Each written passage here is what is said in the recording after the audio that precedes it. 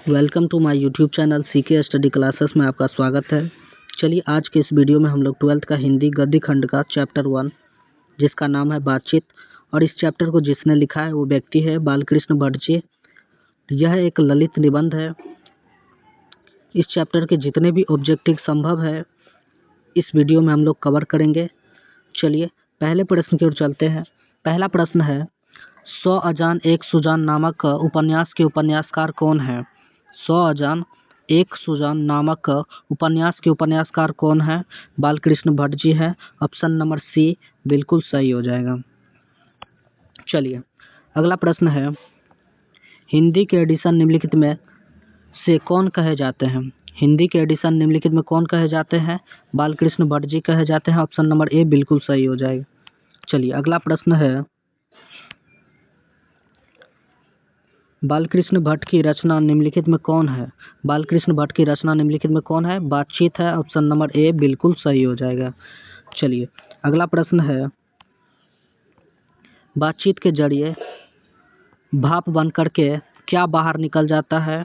मवाद या धुआं निकल जाता है। ठीक है, ऑप्शन नंबर सी बिल्कुल सही हो जाएगा। चलिए अगला प्रश्न है, बालकृष्ण भट्ट की माता का नाम क्या है? पार्वती देवी है। ऑप्शन नंबर सी बिल्कुल सही हो जाएगा। चलिए अगला प्रश्न है, निबंध लेखक की दृष्टि से भारतेंदु युग कैसा था? उर्वर था या फिर क्रांतिकारी था? ठीक है, ऑप्शन नंबर ए बिल्कुल सही हो जाएगा। चलिए अगला प्रश्न है, बातचीत शीर्षक निबंध के अनुसार जो कुछ मवाद रहता है वो भाप बन करके निकल पड़ता है। कैसे? बातचीत के जरिए। ठीक है, ऑप्शन नंबर सी बिल्कुल सही हो जाएगा। चलिए अगला क्वेश्चन है, जैसा काम वैसा परिणाम किस लेखक के द्वारा रचित प्रहसन है? तो बालकृष्ण भट्ट के द्वारा ये रचित प्रहसन है। ऑप्शन नंबर सी बिल्कुल सही हो जाएगा। चलिए अगला प्रश्न है, बालकृष्ण भट्ट के पिता का नाम क्या है?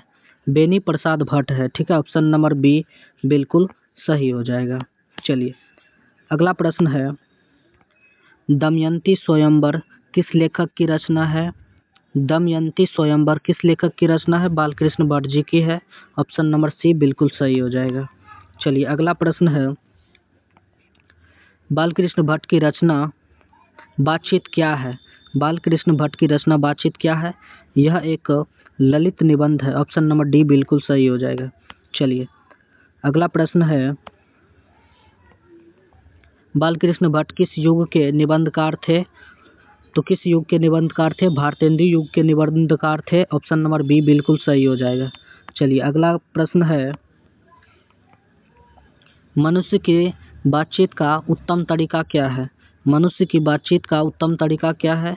अवाक होकर अपने से बातचीत करना। ठीक है, ऑप्शन नंबर डी बिल्कुल सही हो जाएगा। चलिए अगला प्रश्न है, बातचीत या संवाद में सबसे महत्वपूर्ण क्या होता है? आत्मीयता होता है। ऑप्शन नंबर सी बिल्कुल सही हो जाएगा। चलिए अगला प्रश्न है, बालकृष्ण भट्ट का जन्म हुआ था। बालकृष्ण भट्ट का जन्म कब हुआ था? 23 जून 1844 ईस्वी को हुआ था। ऑप्शन नंबर बी बिल्कुल सही हो जाएगा। चलिए अगला प्रश्न है, स्वयोगिता स्वयंवर किसकी रचना है? बालकृष्ण भट्ट जी की रचना है। ऑप्शन नंबर ए बिल्कुल सही हो जाएगा। चलिए अगला प्रश्न है, बातचीत शीर्षक निबंध के अनुसार रस का समुद्र किनकी बातचीत से उमड़ा चला आता है? दो हम सहेलियों की बातचीत से समुद्र के भांति रस उमड़ा चला आता है। ठीक है, ऑप्शन नंबर ए बिल्कुल सही हो जाएगा। चलिए अगला प्रश्न है, वाद विवाद संवाद क्या है? वाद विवाद संवाद क्या है? आलोचनात्मक निबंध की पुस्तक है। आलोचनात्मक निबंध की पुस्तक है। ऑप्शन नंबर ए बिल्कुल सही हो जाएगा। चलिए अगला प्रश्न है, बालकृष्ण भट्ट ने कौन सा मासिक पत्रिका निकाला था? हिंदी प्रदीप नामक मासिक पत्रिका निकाला था। ऑप्शन नंबर सी बिल्कुल सही हो जाएगा। चलिए अगला प्रश्न है, बातचीत किस विधा की रचना है? बातचीत किस विधा की रचना है? तो वह एक निबंध है। ऑप्शन नंबर डी बिल्कुल सही हो जाएगा। चलिए अगला प्रश्न है, रॉबिन्सन क्रूसो ने 16 वर्ष के उपरांत किसी मनुष्य के मुख से बात सुनी थी। किस मनुष्य के मुख से बात सुनी थी? फ्राइडे के मुख से। ठीक है, ऑप्शन नंबर ए बिल्कुल सही हो जाएगा। चलिए अगला प्रश्न है, बातचीत शीर्षक निबंध के निबंधकार कौन है? बातचीत शीर्षक निबंध के निबंधकार कौन है? बालकृष्ण भट्ट जी है। ऑप्शन नंबर डी बिल्कुल सही हो जाएगा। चलिए अगला प्रश्न है, बातचीत के माध्यम से बालकृष्ण भट्ट क्या बताना चाहते हैं? बातचीत के माध्यम से बालकृष्ण भट्ट क्या बताना चाहते हैं? बातचीत की शैली बताना चाहते हैं। ऑप्शन नंबर ए बिल्कुल सही हो जाएगा। चलिए अगला प्रश्न है, बालकृष्ण भट्ट को किसने अंग्रेजी साहित्य के एडिशन और स्टील की श्रेणी में रखा है?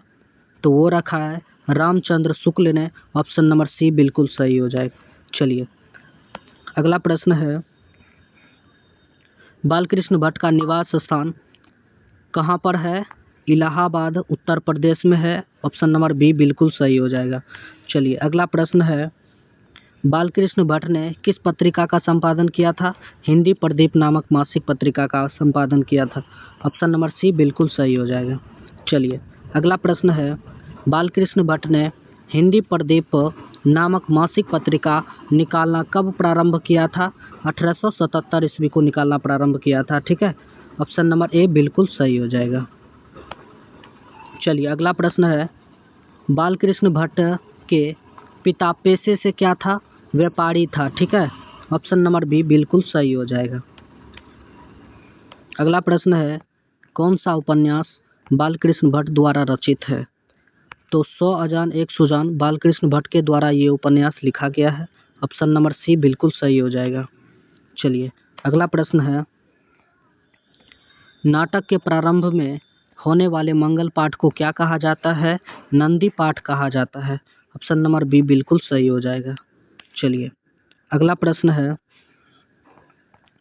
रॉबिन्सन क्रूसो को कब तक मनुष्य का मुख देखने को नहीं मिला था? 16 वर्ष तक मनुष्य का मुख देखने को नहीं मिला था। ऑप्शन नंबर सी बिल्कुल सही हो जाएगा। चलिए अगला प्रश्न है, बोलने से ही मनुष्य के रूप का साक्षात्कार होता है। बोलने से ही मनुष्य के रूप का साक्षात्कार होता है, यह किसने कहा था? बेन जॉनसन ने कहा था। ऑप्शन नंबर बी बिल्कुल सही हो जाएगा। चलिए अगला प्रश्न है, असल बातचीत सिर्फ दो व्यक्तियों के बीच ही होता है, यह कथन किसका है? यह एडिसन का है। ठीक है, यह कथन किसका है? एडिसन का है। ऑप्शन नंबर ए बिल्कुल सही हो जाएगा। चलिए अगला प्रश्न है, एडिसन के अनुसार असल बातचीत कितने लोगों के बीच होता है? 2 लोगों के बीच होता है। ऑप्शन नंबर ए बिल्कुल सही हो जाएगा। चलिए अगला प्रश्न है, बातचीत से मन किस प्रकार हो जाता है? बातचीत से मन किस प्रकार हो जाता है? हल्का और स्वच्छ हो जाता है। ऑप्शन नंबर सी बिल्कुल सही हो जाएगा। चलिए अगला प्रश्न है, किसके ना होने से सृष्टि गूंगी प्रतीत होती है? किसके ना होने से सृष्टि गूंगी प्रतीत होती है? वाक शक्ति के वजह से। ठीक है, ऑप्शन नंबर बी बिल्कुल सही हो जाएगा। चलिए अगला प्रश्न है, आर्ट ऑफ कन्वर्सेशन जो है यह एक बातचीत करने का शैली है जो कहाँ के लोगों में सर्वाधिक प्रचलित होता है? यूरोप के लोगों में। ठीक है, ऑप्शन नंबर सी बिल्कुल सही हो जाएगा। चलिए अगला प्रश्न है, बालकृष्ण भट्ट किस काल के रचनाकार हैं? तो आधुनिक काल के रचनाकार हैं। ठीक है, ऑप्शन नंबर डी बिल्कुल सही हो जाएगा। तो आज इस वीडियो का लास्ट प्रश्न था। मिलते हैं अगले वीडियो में।